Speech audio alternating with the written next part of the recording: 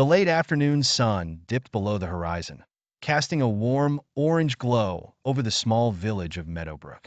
Samuel Marlowe, now a prosperous businessman with an empire stretching across continents, found himself standing at the edge of the village he once called home.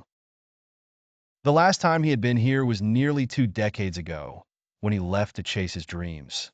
But now, with his parents gone and a lifetime of success behind him, Samuel had returned. As he walked down the familiar cobblestone path, he felt a rush of memories, of his parents' laughter, of the village square where he played as a child, and of the comforting faces of the villagers who had taken him in after his parents' tragic accident. The once small boy was now a man of stature and success, but in this village, he was still considered their son. Samuel reached the village center and was greeted by a sight that tugged at his heart. The old oak tree, under which he had spent countless hours dreaming of the future, still stood proudly. The village square, though quaint, looked much the same, but Samuel knew that time had not been kind to it. He took a deep breath, feeling a sense of purpose and gratitude for the people who had shaped his early years.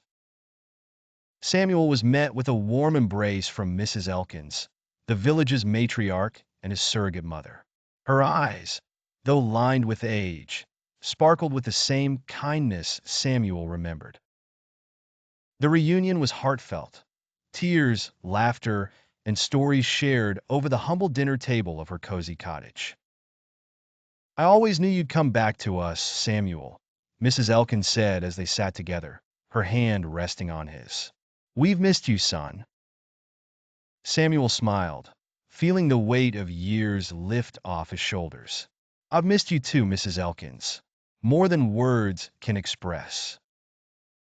The villagers came by in waves, each one bringing their own brand of hospitality and joy. They wanted to know everything about Samuel's life, his adventures, and his success.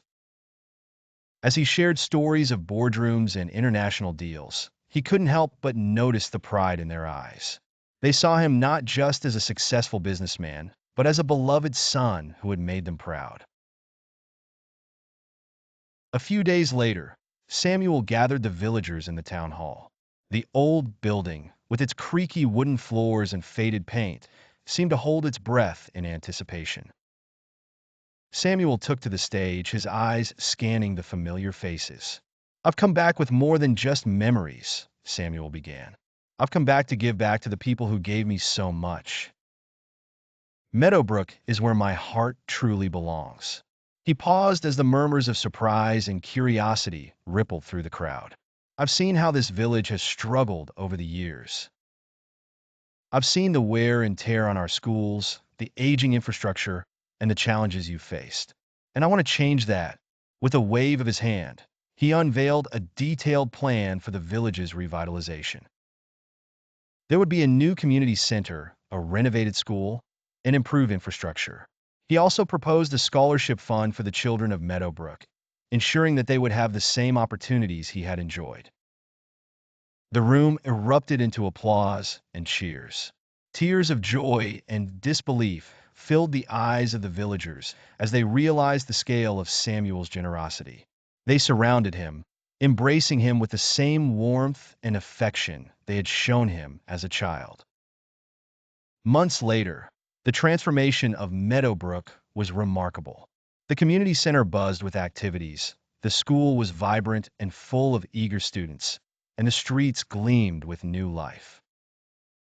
Samuel returned to witness the progress, his heart swelling with pride and fulfillment.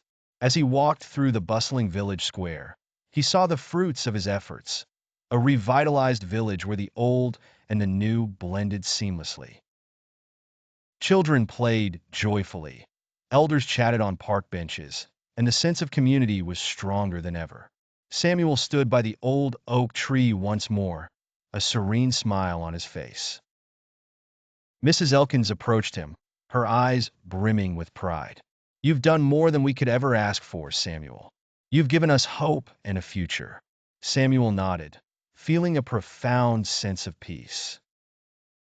"I didn't do it alone.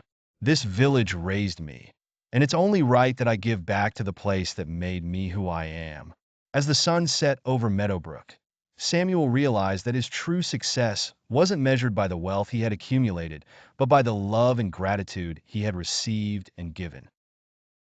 In giving back to his village, he had found his greatest achievement, a deep, abiding connection to the people who had once been his family.